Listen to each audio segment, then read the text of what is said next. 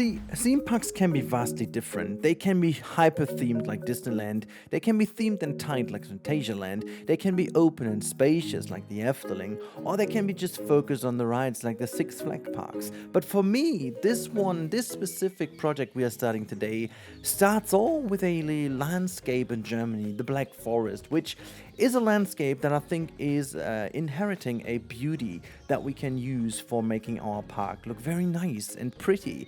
I kind of remember this as being the evergreen gardens from the original Roller Coaster Tycoon, and this is my modern kind of renaissance of that one. We are building a park inspired by the architecture, obviously, for the main street of the wonderful Black Forest in Germany, but it's going to be a high budget park that is focusing on using the landscape to the bestest way possible.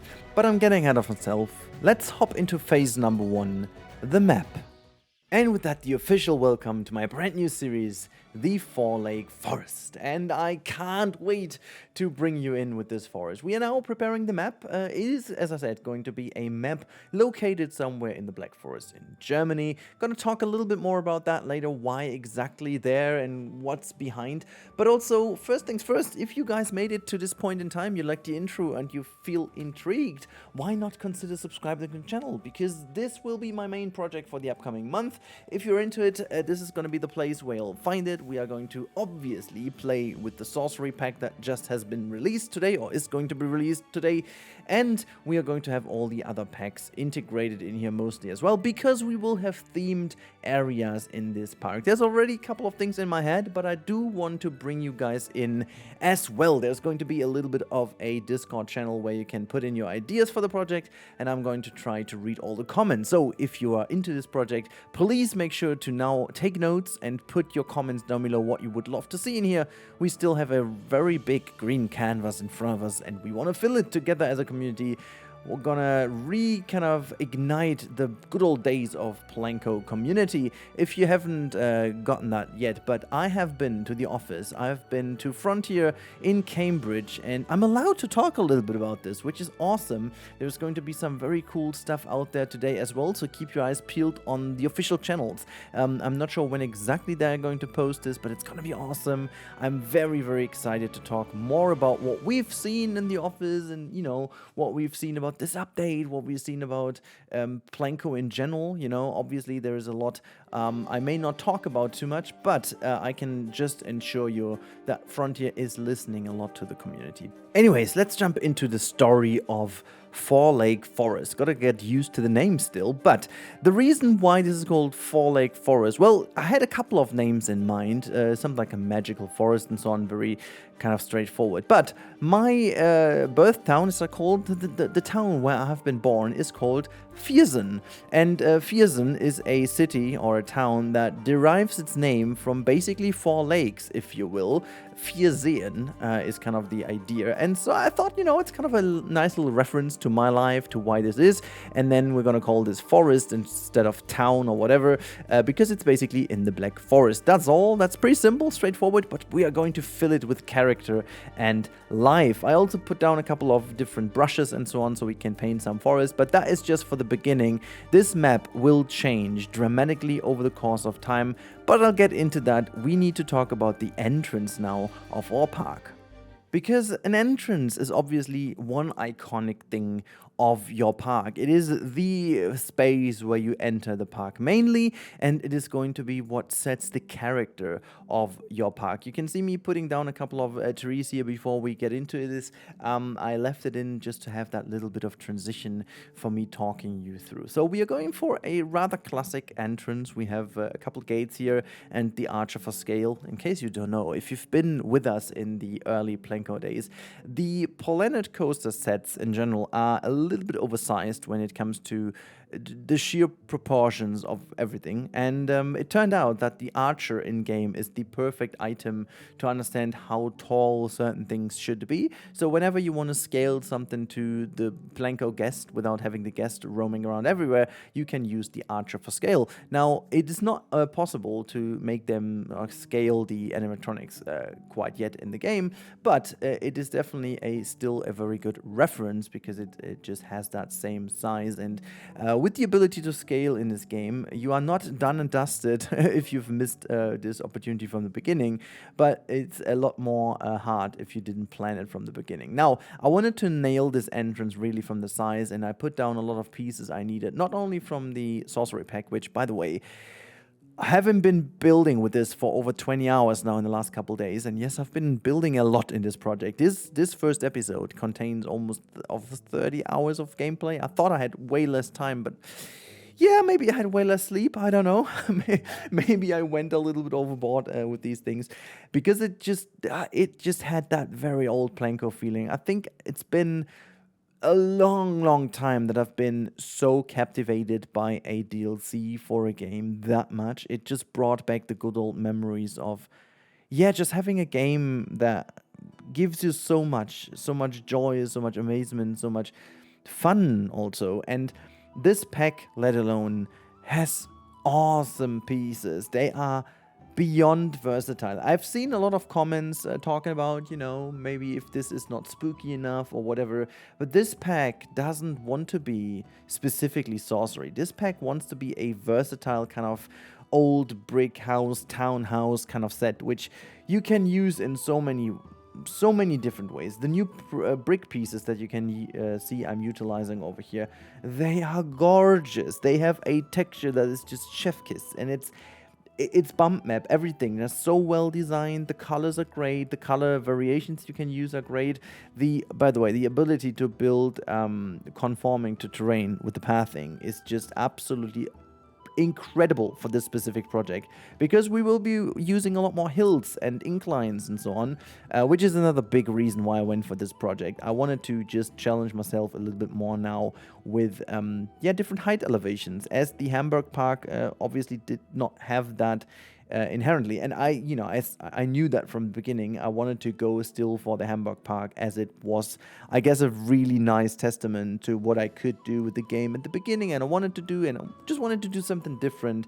And now we are back to a way more classic theme park approach, I guess. But it's fine, with the first big DLC for the game, and with the first kind of change of direction in a way, back into a very positive direction, I thought this is the moment today, and this is just like a little reminder again, because I know that so many people watching my videos are not subscribed to the channel. And I get this, because the modern YouTube doesn't require you to sub to the channel. You still get the content you want. But for the creator, me, your wonderful camel sitting in front of my computer right now recording for you, I need this, because by subbing to the channel or liking or commenting, you basically tell the algorithm you like the stuff. I mean, wherever that algorithm is, but this is definitely a metric that stays true. People subbing to the channel, high rate of subs on one video is a good sign. So in case you like the content and you want to see me more often on your front page, well, give me a little subscribe, and that's all you need to do to make a camel happy today. See, you do something good for a theme park, but also for an animal.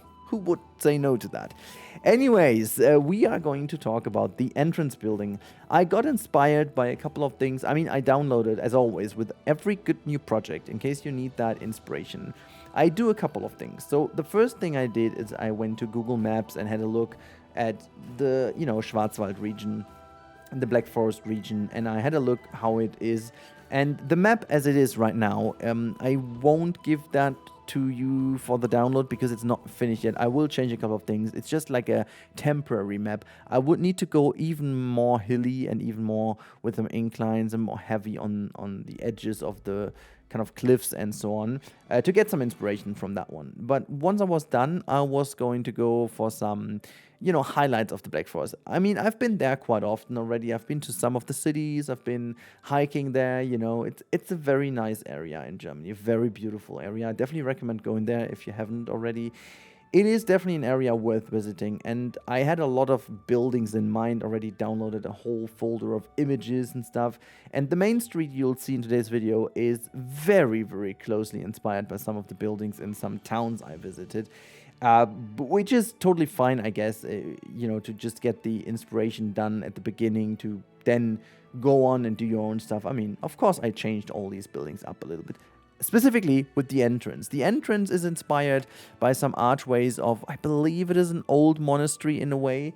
I can't entirely tell what exactly it is.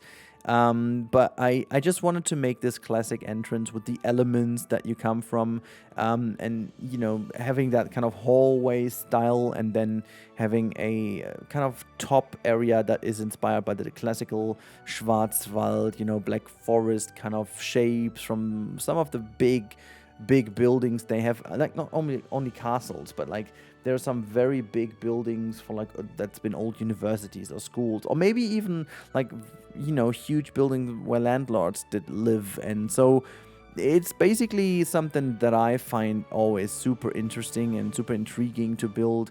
And like a little element of this house is derived from the Schiltach Rathaus, if you want to look that up. But the Schiltach central building, it's the office, the town office building, basically, on the market square. That just gave me a bit of inspiration to do the entrance here. And I am very happy with how that turned out at the end of the day.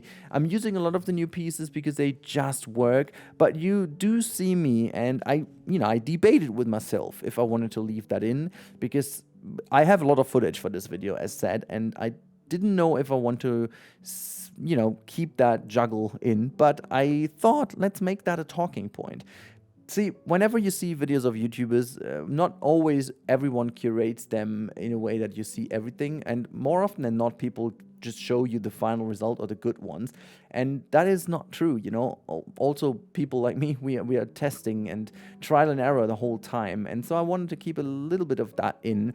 This is already kind of the third version of an entrance, but still, then I was changing the roof up a lot of times. I was changing a couple of areas to the side because I just wanted to make sure that it works. And at some point, I figured, I don't like the window the way it is, so I tried a couple of other things with the window. And at some point, I didn't feel the brick texture of that kind of keep element, and also the same goes for the window. So what you see right now is me covering up the entire front of it, so making the whole piece kind of pointless, to be honest. I could have just built that myself, but I just didn't feel it is exactly the style I wanted for the entrance. And as it is so iconic and important, I went for making something different, something more likely to be in a building that you would find in some of the lovely towns in the Black Forest. But yeah, so the entrance is done, and I'm very happy about this. But the next part is going to be even more exciting because it's going to set the scene for a lot of times. And let's hop over into the main street. And I gotta admit from the beginning, I'm very proud of myself here. I think these buildings are one of the bestest buildings I've done in a long time. They are not fully finished yet. There are a couple of little details I want to add as we go, because I want to shape this entire entrance area in the next coming episode. So we are not going to move too far into the park quite soon, because there's a lot I want to do with the entrance area. I want to have access to a couple of rides. Just from the beginning, I want to have a lot of little kid areas very close to the entrance. I want to have like a big restaurant area here. So it's going to be a very, very crowded area in general, where I want to have a lot of life going on in our park. And you can see we are already starting to work with a lot more inclines.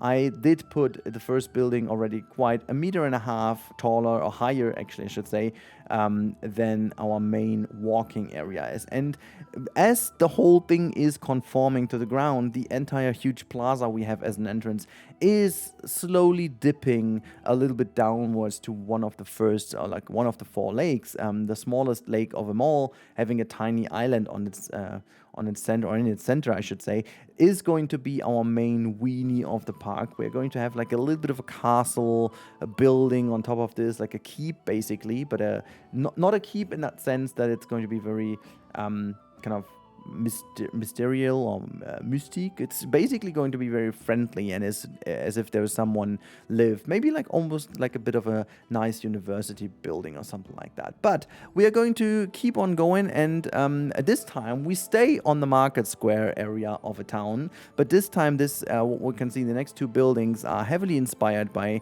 the Haslach town market square buildings. I'm not sure if I have been there. I may have, but you know, the town name didn't quite ring a bell with me, but the buildings did. So maybe we've been there for a day or so, and I forgot what town. You know, sometimes just a bit of story time, yeah. But sometimes when you're like in areas like these, you most likely have a home base of a nice little house or hotel or whatnot. And then, as there are a lot of beautiful towns, you just, you know, go from town to town sometimes, or even by bike, and then you do have a rest at 1 or 2 market squares here and there, which is, as I said, very much what you do. And I really do hope that this has been a city I have been to. If not, I definitely need to go there again. Anyways, this building also will show a little bit of something I want to do. I want to be a bit more bold on the colors. I mean, bold is technically not the right term maybe for this building. It's not going to be anywhere like super colorful, but it's going to be a little bit more colorful than what I usually do with these type of buildings. Mostly these buildings, when I do them, they're like a little bit gray, maybe beige, maybe a bit, I don't know, whatever. But like in here, I want to follow some of the most beautiful buildings in these areas. They're like very, I mean, they are not fully colorful, but they're like pastel colors in a way, you know, pink and rose and like yellow, and some of them are even like greenish or more yellow than just pastel. Some of them are like even fully yellow, and there are green involved and a lot of red, and you know, then we have all the buildings with timber works, which we're going to get to, like a proper Fachwerkhaus, which is going to be also a huge part of it, because that's just how that all looks. But we will also have like super supported houses that do have a very big kind of lower basement with a lot of good old stones, because the river's going about, which, you know, is something that is rather important as well, because in these areas you do have floodings and all kind of stuff. So we are going to take all that into consideration. Again, this park, I have to fully be open with that, is a fully intentionally built park. It's not like we had these stories in the past, for example, like with the Hanseatic Dreamland, where we said, okay, this is an abandoned park and we want to maintain some of the buildings. No, this time around we don't do that here. This time around this is all fully built intentionally, and with that comes obviously the little idea that some of the buildings are fake, you know. They should look real, they should give you the feeling of being in the Black Forest area, but what I don't want to do is build them entirely in the correct size. You know, we are trying to still use some of the typical kind of theme park tricks of false perspective and making them not as tall as they should be, to also make coasters and stuff appear bigger than they actually are. So just to play a little bit with the sidelines and so on. And I want to quickly talk about the brand new feature of the terrain conforming pathing. I did not expect it being such a game changer, but oh boy, it is. Like the sheer fact that you can create something very interesting looking, like that little bench over here, looks so much more organic by having that little area ever so slightly raised, a little bit hilly. It just gives you so much of an idea how much more natural that looks. Also, speaking of which, I wanted to just already at the beginning start having some areas where we will do have kind of height differences. We have some planters molded in there in between. Very intentional that on different areas we have some steps over here. It's all a bit more hard to access maybe at the beginning, so we need to have like an additional staircase somewhere, and then we have a ramp somewhere else for like wheelchairs and strollers and all these kind of things we will have to keep in mind for this project. But I tell you, it's gonna be awesome. Our first building is almost done, and so I went over to the next one. Usually, and this is something I explained to you when we were building in the pirate area, usually I start out with blocking buildings first, and you see me going into huge detail already. So I have to be a little bit more precise about it. So I did block out the area before, which I did not leave in the footage just because it's too much. But I still highly recommend that if you plan areas, always take yourself like a huge block. It doesn't need to be anything detailed. Just need to use the in-game 4-meter walls and then just block certain things in. And once you're happy, just place them, move them so that you have a certain sideline of the area you want to build your whole stuff in. And if you do that, it's gonna give you an idea where you can place certain buildings, and it makes it even more simple for you to look for inspiration, what type of buildings you need. And I wanted to have a corner building at this spot because I wanted to create that little niche here to the right hand side. This building is gonna house maybe a souvenir shop, maybe even like not actually even having an interior, I don't know yet, but I thought about also using the souvenir shops in a bit of a different way, so I could see myself just having like a plushie store, for example, only for plushies, and that kind of corner building over here would work perfectly for that. Another technique I need to quickly talk about, you see me doing quite a lot in here. It is a bit of a painful thing to do, but it just makes your building stand out so much more. And this is basically by the opposite of stand out. It's basically merge in, having windows actually seamlessly integrate with the walls. As you can see over here how I did that, will make your buildings look so much more realistic. It is wonderful that Frontier gives us the ability to have these windows to plop them onto the walls, and for the most part that does do the trick. But if you build realistic buildings, and that should give you the idea, they will need to be kind of engraved, almost embossed, I would say. No, they just need to be seamlessly integrated into the walls, because that is just like how it is in real life, right? This is just how it works. And if you've paid close attention, you have seen how I took the second level of the windows and ever so slightly moved them downwards a little bit, and also crammed the top and bottom part a little bit more together to achieve that kind of false perspective trick over there. So in case you don't know what that means, this is a typical technique that theme parks do use. They build the upper stores always smaller and smaller, but as you as a human stand down like below and you watch up, you can't really, from a perspective, you can't tell if the window is exactly the same size as the window below, and it becoming a little bit smaller every single part. You still believe a 3-story building is a 3-story building, and your brain tells you if the lowest floor is 2.5 meters, the entire building will be in total 7.5 meters. But in reality, it's just like 6.5 or maybe even 6, because the theme park, like the first floor is like 2.5, the second floor is like 2, and the third floor is like 1.5, let's say, for example. That then makes the whole building a lot smaller, but you don't really notice that significantly.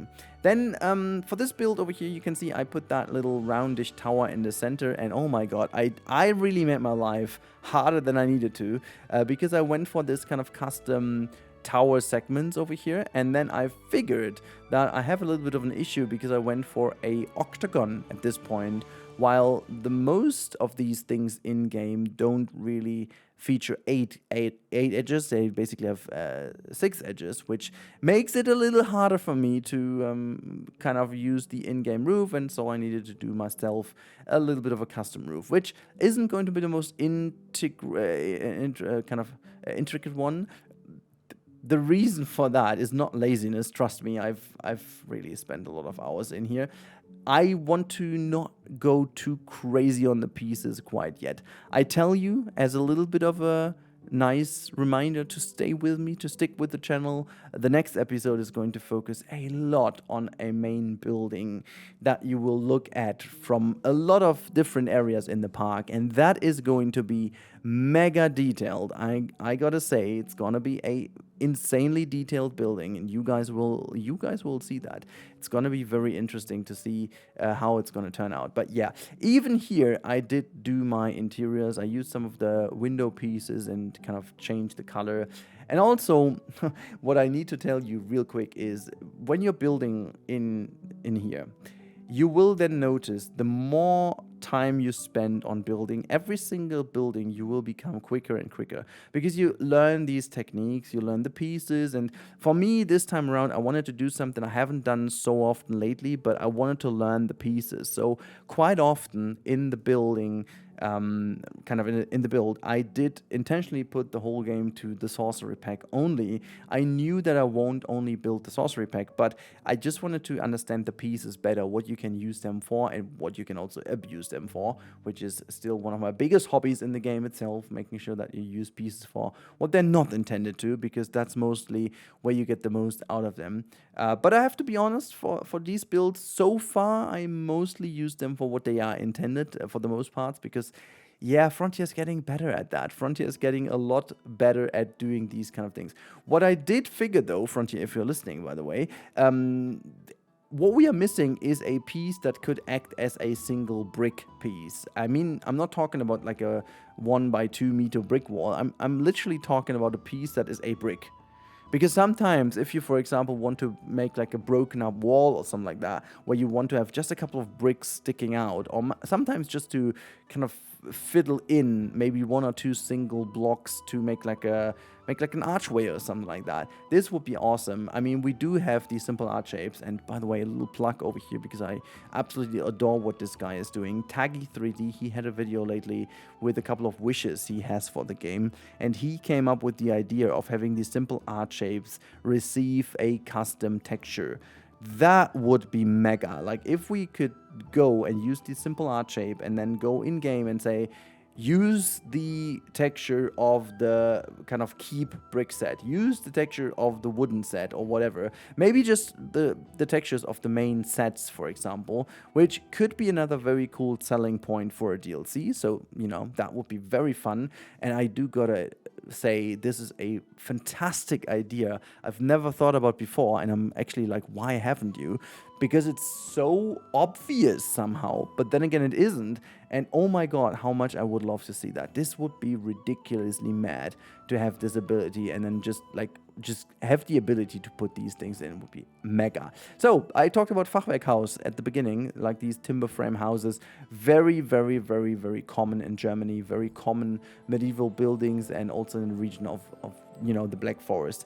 It's also a bit of a sad thing that this is, I mean, it's very great that this is one of the most well-known architecture styles from Germany, but the sad thing is that some other architectural styles that you used to seeing in other German cities, for example, do not really exist anymore because of Second World War, and then, you know, them all being destroyed kind of took away a bit of the history of Germany, which is something I really needed to think about when we've been to Cambridge. I talked about that with Sylph real quick.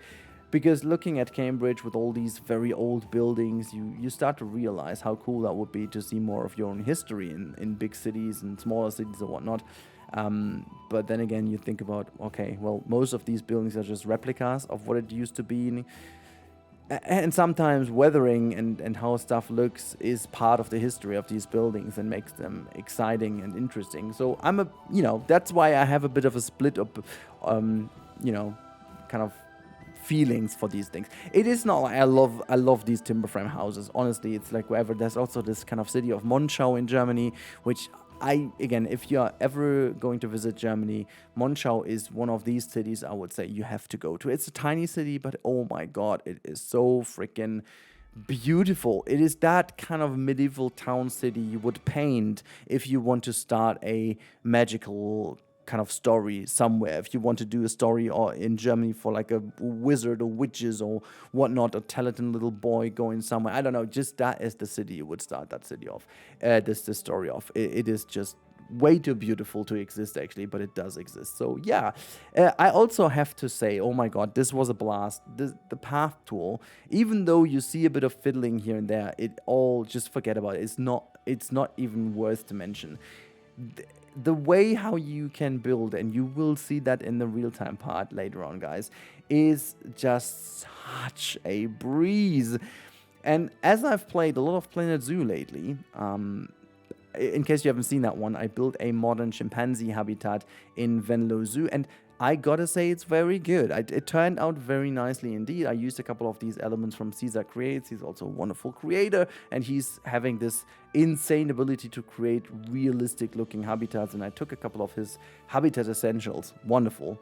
But that's not what I wanted to say. I wanted to say that coming back to Planet Coaster 2, I think was the first time ever that I really felt like, oh my god, it's going to be harder and harder to go back to Planet Zoo. Just because of all these upgrades Frontier made, it is so much more enjoyable to play this game. Everything feels so much more like a Planet game again. Everything feels so much more stable and straightforward to the point. And this is a huge testament to the game. And this DLC, let alone, adds just so much to the game, guys. It's so, so important. Putting a couple more dormers in, by the way, here and there, just to make sure that it just gets that bit of a nicer feel. I have to admit, it looks very good. At the end of the day, I always want to achieve something that doesn't only look good, but it gives a certain feeling already for the main street. And as I've been building so much in the Hanseatic Dreamland, I'm still very proud of that project.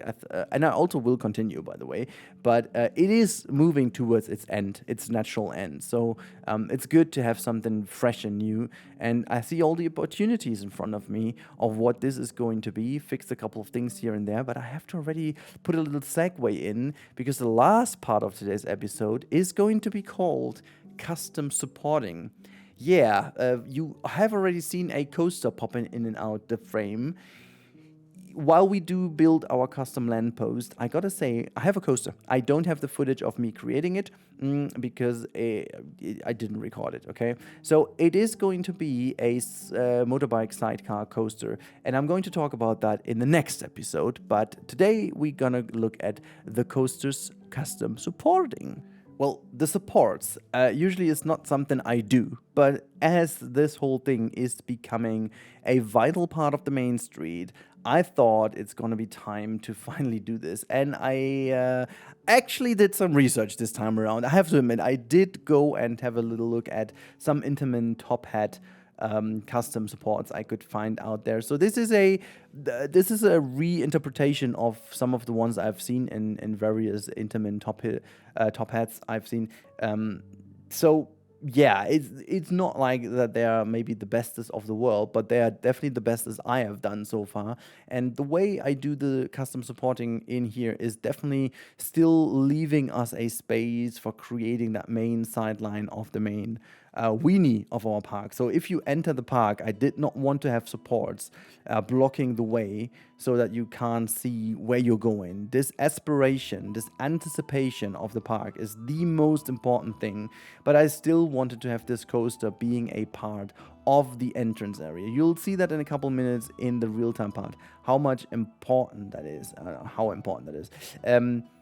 I will also give you guys a POV of the coaster, so don't you worry about that. The coaster is being part of today's video in a way, but it's going to be a major part in the next episode, or episodes, I should say, because the whole coaster will develop, and this is why it is already sitting in here and already in a very good state.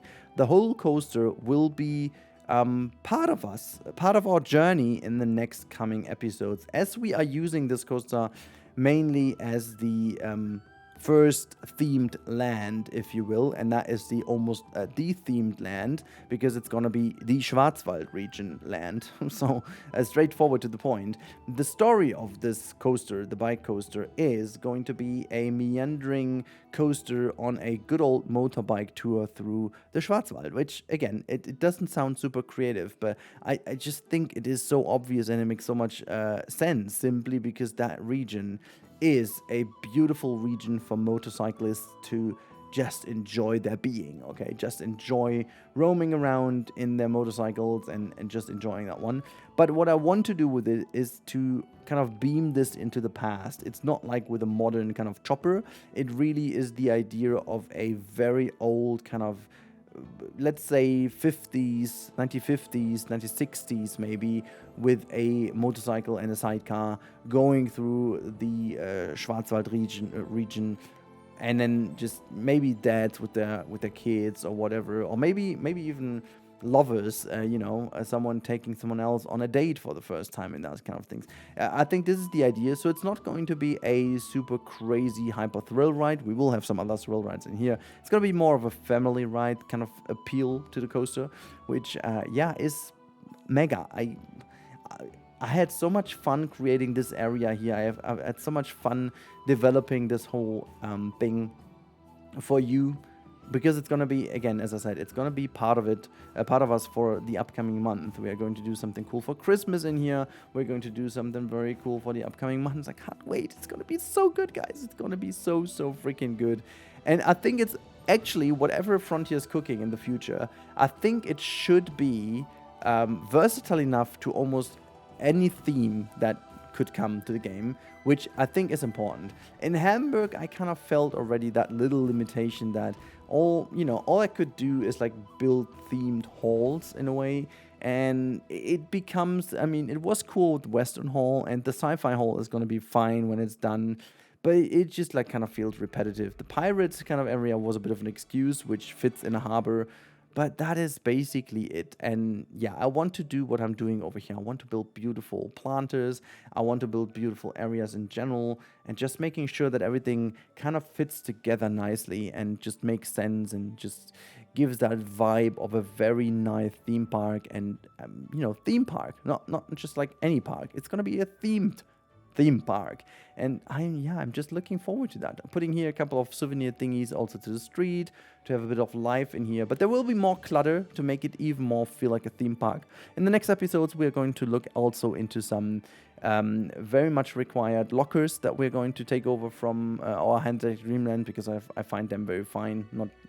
No need to build them more. We do a bit of decaling here and there just to give these houses a bit of aging, a bit of weathering. It's not all super fully new, and making sure everything looks nice. Anyways, I'm so excited to take you to the road, to say, and show you how this entrance area looks like, because it is really, really nice. I think, are you as excited as I am? I am super excited. So if you are, make sure to stick with me for the real-time part. We are hopping in. Thank you so much for watching for the moment, and we see each other after the cut in the park. The in-game part of Four Lake Forest. Today we're going to have a little quick look at what I've done in this episode, plus some extras and a little coaster come and swing in and swing by, and then it's gonna leave us again for coming back. And we have a little look here to our wonderful entrance and some of the buildings here in the back already.